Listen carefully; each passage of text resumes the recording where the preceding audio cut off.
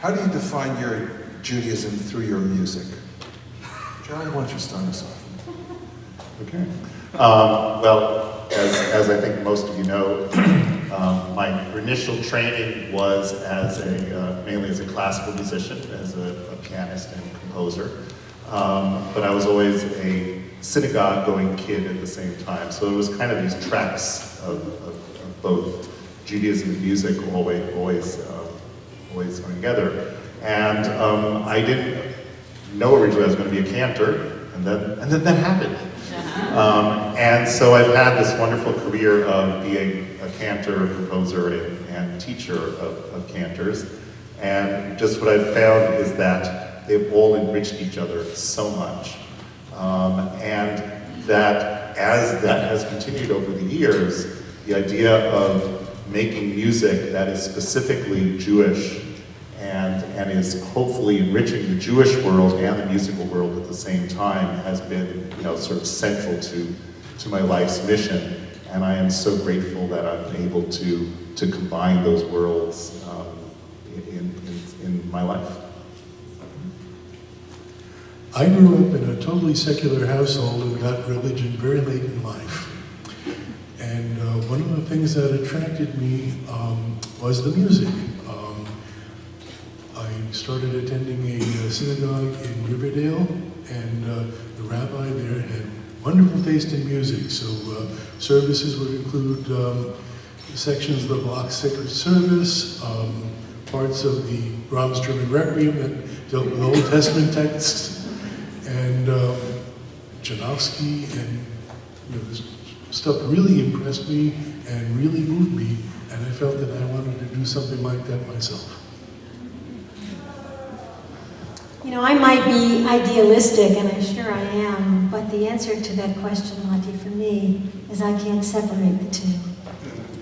My emotional, spiritual, artistic soul, there are no boundaries there. I wouldn't even know how to begin to separate them. And like Gerald and like Steve, I lived and breathed music probably before I could talk. Jewish music was the depth of my soul, always. And I want to just share with everybody publicly what I don't think I've ever had the opportunity to say. I was a Reform Jew, not very fluent in Hebrew, but I had the spirit. When I went to college to study music, someone opened the door to me to the Zamir Choral in Boston. And for me, that's when the wedding of my Judaism and my music was fully formed. And I remember the day when we were singing in one rehearsal this very modern jazz piece. Josh, I'm sure I can't remember the name, I'm sorry, it'll come to me later. And in the same rehearsal, the Janowski Sim Shalom with Cantor Abe Mizrahi standing as far away from me as right there. I remember trembling and I couldn't catch my breath. I'd never heard anything like that. And I was inspired, but most of all, I felt part of a community, as I am, for the first time, all the different parts of that self fully engaged, and also Jewishly fully engaged. Great story. Can any of you jump in if you'd like? Have you had a musical epiphany early in your life, or something like that clicked a button in your brain that said, I can compose. This is something I can do.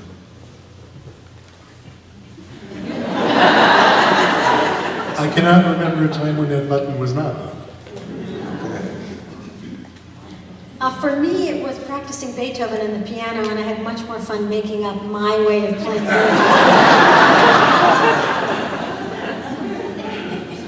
Yeah, I started composing soon after I started playing the piano when I was about 7. And when I think about it now, the first piece I wrote had a very Jewish sound, even though I wasn't aware of it then.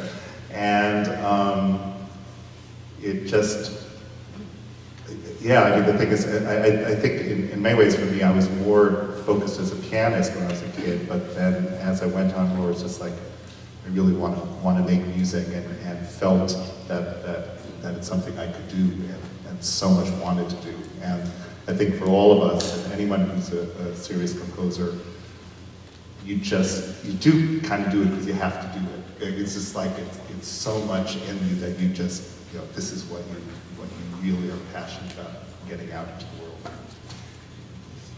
The epiphany, if I may jump in, for me was actually Randall Thompson's Hallelujah in a high school chorus where sacred expression was opened up to me in more of an adult way than in a childlike way, although the childlike wonder that I experienced with that Hallelujah is incomparable for me to any other piece.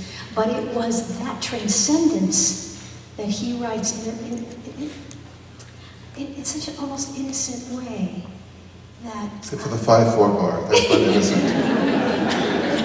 That was the epiphany that said to me, this spiritual expression can be all of ours, and can uplift all of us, and that's when I wanted to come here. In a lot of universities, when you take composition classes with world-renowned composers, they'll force you to listen to a Bach triple concerto and say, do you think you have something to offer? That's why I became a conductor, frankly.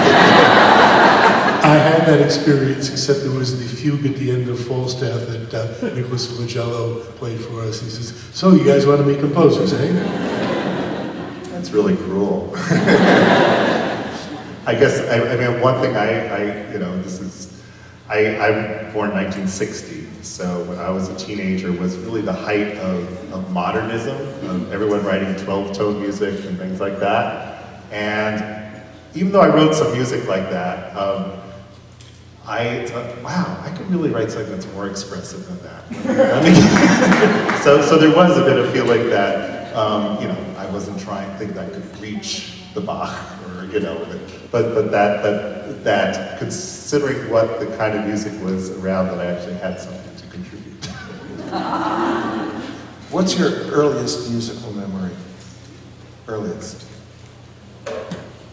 I grew up in a family where my parents were mathematicians, not musically trained. And I remember going to a friend's house, and I was barely big enough to reach the keys, but once I found the keys of the piano, I couldn't be pried away. And the mother of my friend called me and said, you have to buy this daughter of yours a piano.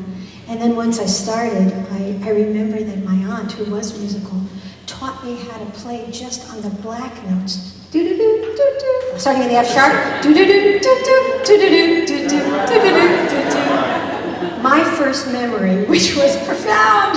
And I want to just shout out to parents who were not musical, who spoke mathematically, which must be connected, but who schlepped me to lessons my whole childhood, not just once a week, maybe 3 times a week, so gratitude. Well, for whatever reason, I was totally nuts about classical music when I was a little kid, and this is something I don't remember, but the stories parents tell that I was in my crib at 2 years old, and they were playing some kind of, nursery tune. I said, I don't want this, I want sugar, it's unfinished. But I do, again, whether this actually happened, but I do remember, I guess on my first music, I had a little Victrola, and whenever my parents, I remember playing Brahms Fourth on my parent, with my little Victrola with this. So I was a weird kid.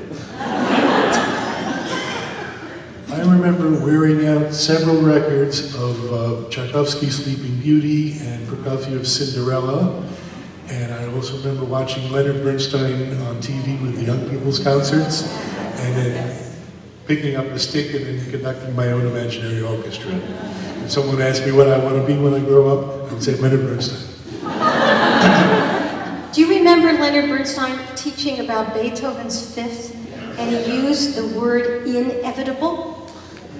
That's what I remember. Before I really wrote down a note, but was always improvising and not playing Beethoven, that word inevitable spoke to me. He shared, if I remember correctly, many sketches that Beethoven had before he got ta-ta-ta-tum, ta-ta-ta-tum. And what impressed me the most was the inevitability of ta-ta-ta-ta and how simple that was. I would think that was just a simple gesture. The simplest gesture can be the most difficult to create. The most inevitable doesn't come from always the most inevitable place within one's mentality. I think it sounds like all of us had Bernstein of young people's concerts as a huge influence. Probably a lot of you out here as well. My particular memory of that is playing a program on one of those concerts which included Ives' Unanswered Question. And I was terrified. I was like, this is really scary music, but I loved it at the same time, and I was drawn to it and totally terrified by it. So. He had an amazing gift of making things simple enough for young people to understand without talking down to them. Later on, I saw some of the things he did for grown-ups on the Omnibus program, and it's just what he would say to the kids. I was really impressed with that. And so many episodes that I watched, I still remember very well, like the one about the modes. Yeah, I think his daughter had come home with some Beatles song, and she said, "I can't play this," and then he heard it. It's in the Dorian mode, so the chords are not going where you think they go. So he went through, like all 7 modes and played things that were in those modes from classical symphonies. Well, Bernstein obviously had a big impact on a lot of American Jews who were in the music business, and American Jews who love music. You couldn't be a middle-class American Jew and not have a piano. I mean, that was the sign of civilization in our communities. But you haven't mentioned Bernstein as the musical influence. So I'd like to know, who are your musical forebears, so to speak? Also Bernstein. I get that. But and who else? Copeland. Talking. Bernstein, Copeland. I was nuts about movie music, so John Barry, Henry Mancini, Burt Bacharach, and the Beatles and the Stones. Gerald? I feel like I have so many influences. I mean, the composers that I most totally went nuts about for most of my life were Beethoven and Mahler. But I'd say Bernstein is pretty up there too, and I want to mention Bernstein's Mass, which came out when I was 11, I think. I didn't get to see it when it came, but I got the record, and I totally fell in love with that piece. And and then sort of learning later that it was considered to be this sort of weird, eclectic thing and stuff like that. But for me, somehow it was just this way of including sort of. Yeah, I mean, I'm less of a sort of pop jazz influence than he has. But just that all these different influences could come together to make a piece that was great, and that was I think a really important thing for me to hear those kind of things. Forgive me, but I have to go to being a singer for a moment, if that's okay. And I have to start with cantorial composers and Jewish composers, Max Helfman, Binder, Abraham Wolf Binder, who really pioneered the Eastern European mix into the Western American Jewish sound and somewhat global sound. He was a hero of mine. And switched totally now to Julie Andrews. Ricky and I talked over Shabbos just this past week that we never knew this. I wanted to be both Julie Andrews and Leonard Bernstein. I've never said that publicly. What Julie Andrews brought across of the magnificence of those moments she sang about, and she had such class, yet is a professionally trained, beautiful, beautiful singer. That was profound to me. The Adagio for strings, Barber. If I play that over and over again, which I do, and how it builds and builds and builds with those colors, there's not ever a moment where I don't cry, and I always have to pull over the road when I'm driving. Those are just a few, but I do have to mention also James Taylor, Carly Simon, Those are big on my wheelhouse. And I think part of it for me is, I talked about it with Randall Thompson also, it's the beauty and the simplicity. Like the Beatles, it's not always simple, but there is something about the melody. And in those particular cases, Carole King maybe especially, the melody with some of the words she wrote speaks just to the heart, and is very real, and that touched me too. I just want to say, I mean, certainly for me, and Benjie sort of went a different way with it, but I don't know it's much for you, Steve, but being a singer, I think, has been such a huge influence. You know, it's sort of not so much influence of particular people, but just of singing every day, every week, and how that's affected, you know, how we write music and how we think music, because everything has to breathe in the way that you do as a singer. So I think it's been a huge influence for me. I want to pick up on your last phrase about how you write music. Beethoven was famous for writing in many different ways and being inspired differently. He would go into the woods, and if you know the Pastoral Symphony, you know how he wrote that. And Stravinsky was the first composer to ever admit writing at the piano, because people, if you need a piano to compose, you're not really a composer. It should be in your head, and it doesn't need to be in the physical world. And Mozart actually wrote while he was bowling, because he would entertain himself up to the last second. Many of you should know that Mozart was obviously the greatest genius next to Bach. He and Bach they're not human. Beethoven is human. That's what makes him the genius he is. But Mozart and Bach are completely different. Mozart would just write in the parts. He wouldn't bother with doing a score. What Stephen is, you know, if you look at Beethoven's scores, they're all messed up. If you look at Mozart, what Stephen's pointing out is Mozart would write the second violin part of an entire symphony. Think of what that means. Do the New York Times Sunday crossword puzzle and put in E all through the puzzle. That's the overarching genius. You know, he could do anything while he was busy composing. So, what's the comfort zone for composing? Is it in your head? Is it at the keyboard? Is it when you're walking through Van Cortlandt Park? Well, I'll start with the part thing, since I think most of you heard that, you know, the Hazamir, that my most recent piece, Pete Hooley, was, the idea came from Van Cortlandt Park, so I think that's always going to be there. I hope Van Cortlandt Park gets some royalties for it.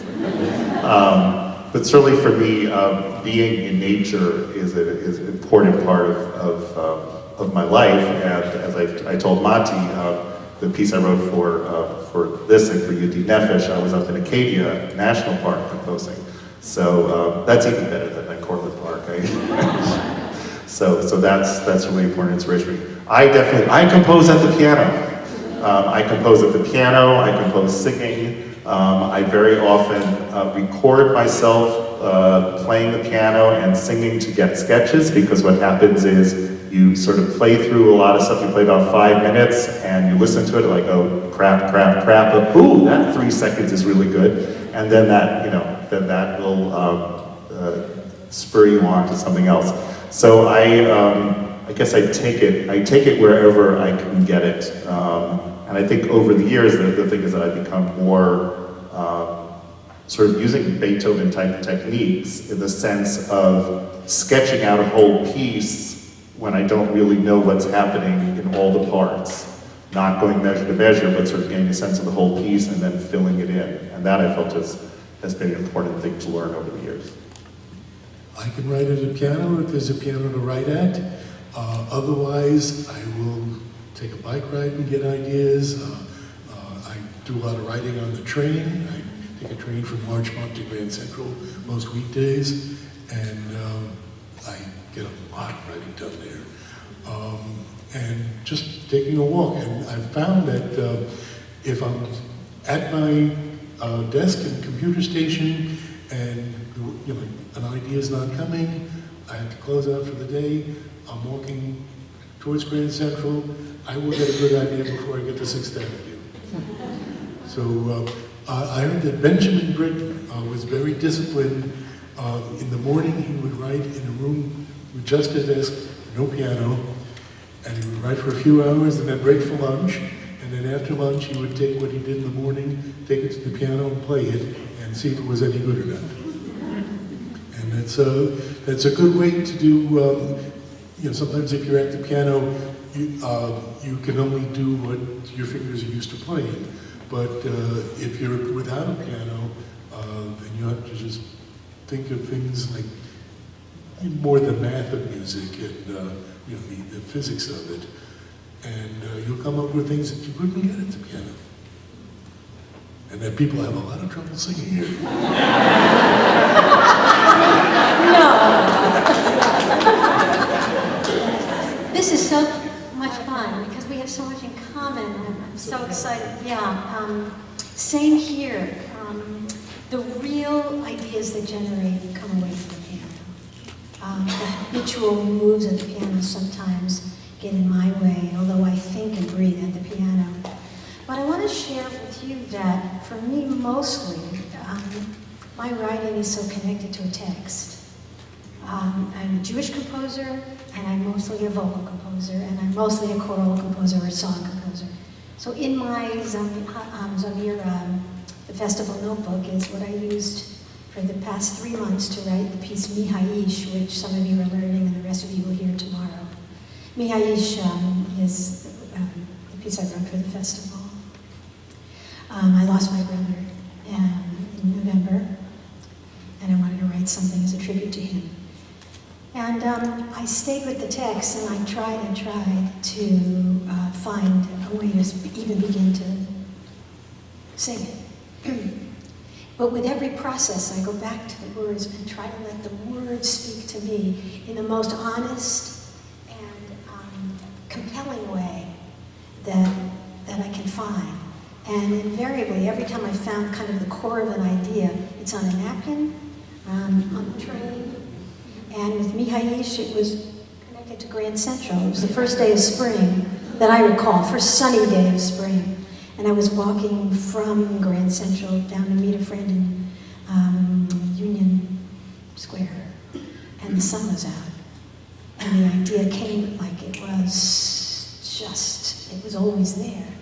But what was really novel about the idea was it was nothing like what I was writing. What I was writing was a memorial to my brother. But what came out was joy, channeling his life force.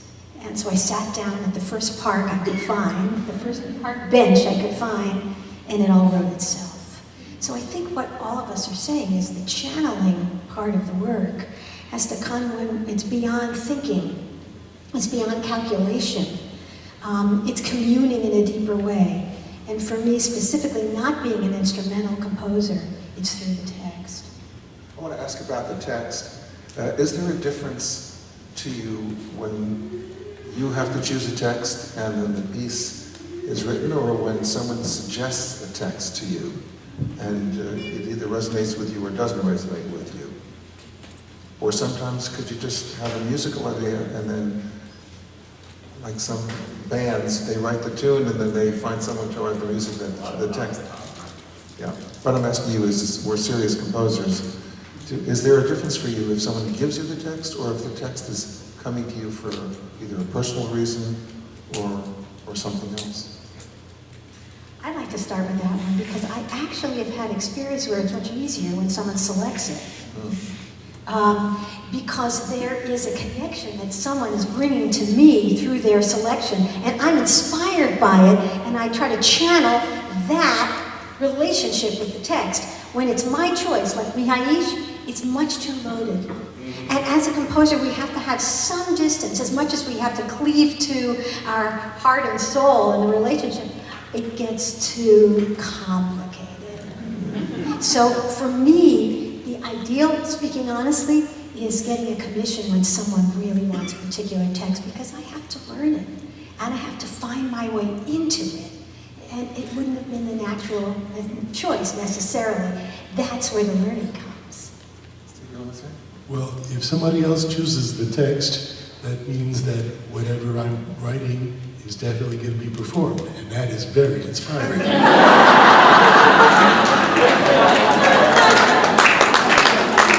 Steve is a professional composer. Gerald, do you want to add? Well, I would, first of all, I'd agree with Steve that I think for all of us, you know, that the idea of knowing that something's going to be performed is one of the greatest incentives to writing a piece. I mean, there may be some people who just come up with you know, pieces or songs or you know, whole operas with not knowing it's going to be performed. But for most of us, having a commission, and it's nice to get money is great, but the commission, the aspect of commission that's most incentivizing for writing a piece is knowing that's going to be performed, and especially if you know who the performers are, know what their abilities are, know that they're really excited about getting the piece. So that is primary for me. In terms of text, I'd say that I most often like to choose my own text, or to, assuming it's a commission piece, to have sort of a back and forth, give and take between me and the commissioner, you know, because very often they might have a particular idea, and then we sort of work on it together. But it's interesting, sometimes, as you say, Benjie, when someone gives you a text, sometimes it can take you in a new direction that you didn't expect. When you write pieces of music, do you include little jokes that only you know? Oh, yes. You want to tell us? The accompaniment to one piece, I'm glad I don't remember because I don't want to share it, was a theme to some romantic movie I loved. And, you know, I'm such a softie for romantic movies, and it fit into the song. Seriously, yes, for sure. At the end of Mihaish, to me, those last pesante measures are like a funeral, the bells tolling. And no one would hear it and understand that the first time they heard it. But for me, yeah, putting a signature in, maybe not as a joke, but, you know. An inside joke. That's right. An inside joke, an inside Kiddush that means something personally and might not necessarily translate to the listener. I have something I put into a score. For 8 seasons I sang in the Zimmer Choral with Matthew Lazar, and then Matty at rehearsals very often would talk to us about string technique. He said, it's got to be down bows like in the Egmont Overture.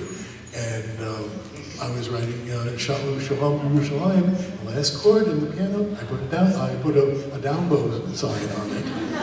And Transcontinental published it, and I think they didn't take it out. Was it an Egmont type of chord? No, it was just Gerald? I'm not sure I'd answer that question. I guess certainly there are lots of things in pieces which I don't necessarily expect people to pick up right away, but that are sort of part of the craft. I don't know if I have secrets. I definitely definitely both in listening to music and in writing music, there are little things you do which you kind of chuckle at yourself a little bit. And my wife always says, oh yeah, that's a real knee slapper. Oh, what Haydn did there, yeah, that's a real knee slapper. The music nerd is coming out big. spouses of composers are a form of sainthood. They put up with all sorts of stuff. Eleanor and Barry and I were talking last night about having a barometer of our partner to be able to have a reality check. I experienced that too, and it's a moment of trauma actually for me. When I first played, this is my first outing. I'm coming out of the closet of my little world, and sometimes it's not successful, and it's always helpful. Although I must say that in my own growth, it's been important for me not to have that session and just to go. It's not that I don't want the feedback. It's really important for us to get feedback through the process, but sometimes the process for me is a little more pure without anybody's feedback. And that's getting to my own issue of courage and vulnerability. But I do want to think I'm just blessed to have a spouse who says those knee slappers when he hears them, and also says, you know, you can do better. Finally, I think we're running out of time, but I think everyone is curious about your guilty musical pleasures. Steve looks like he has one.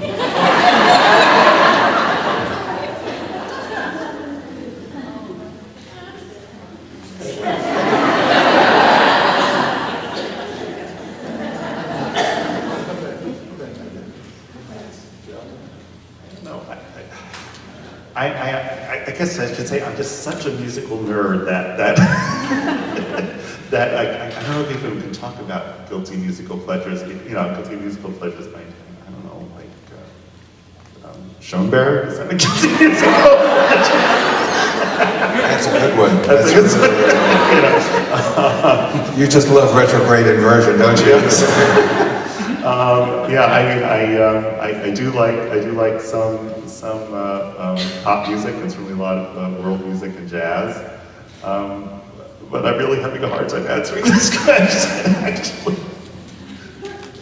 I don't think there's any music that I listen to that I feel guilty for liking. I love that way of putting it. I do feel, very recently I took up the accordion, and I'm terrible at it, and I feel guilty about that I'm not better. Can actually, one thing, when I was in college, I think, this is not a guilty musical pleasure, but music like Tchaikovsky was considered so over-romantic and so kitschy and stuff like that. And so that, I think, might have been kind of a guilty musical pleasure. And now I've gotten to the point where listening to that kind of very romantic music, but in the Tchaikovsky case, so incredibly well written, it's like, wow, what was I missing those days? This stuff is amazing.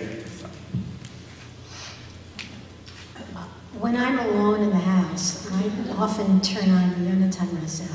I can't get enough of him. Yonatan Razel. There is just something about his prayer and his music and the variety of his styles. That's a recent guilty pleasure. It's not guilty. I'm going to embarrass you and say, your piano playing, I've told you this over and over again, just speaks to me. And I love the tefillah that we sing together at the very end of the festival.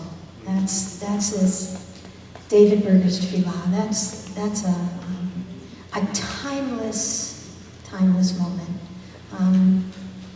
There's so many, but those are two that really come to mind. What a treat.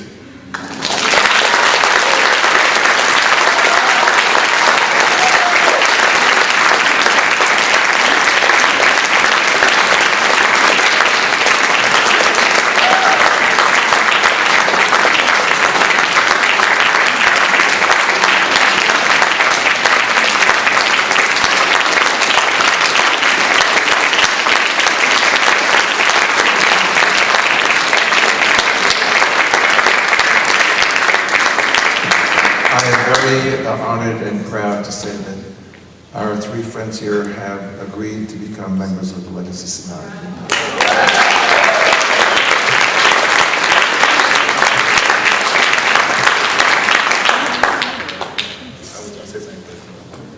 And very proud to do that, to be part of the Legacy.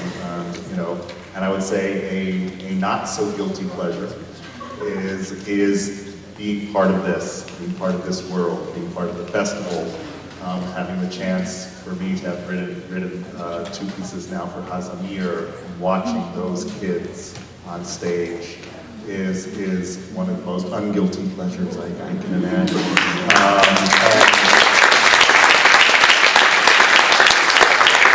What Mati, Vivian, and so many other people have done to spread the word of Jewish music and to give us so much joy. I'm so glad that we can help continuing that.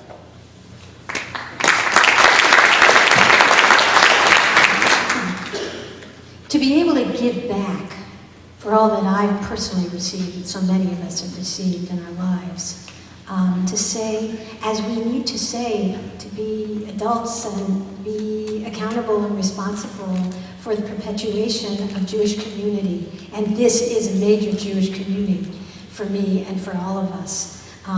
Feels like a no-brainer, actually. To me, a Jewish choir is a vision of what sacred community could be.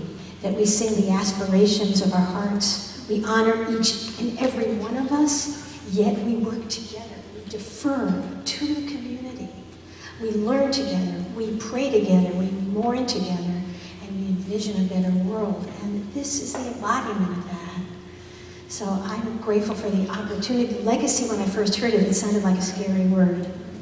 It's actually a way to say I'm in. I'm in for the fullness of my commitment and the fullness of my life to give back even just a bit for all the riches I've been given through the foundation and through all of this Jewish choral work we do together.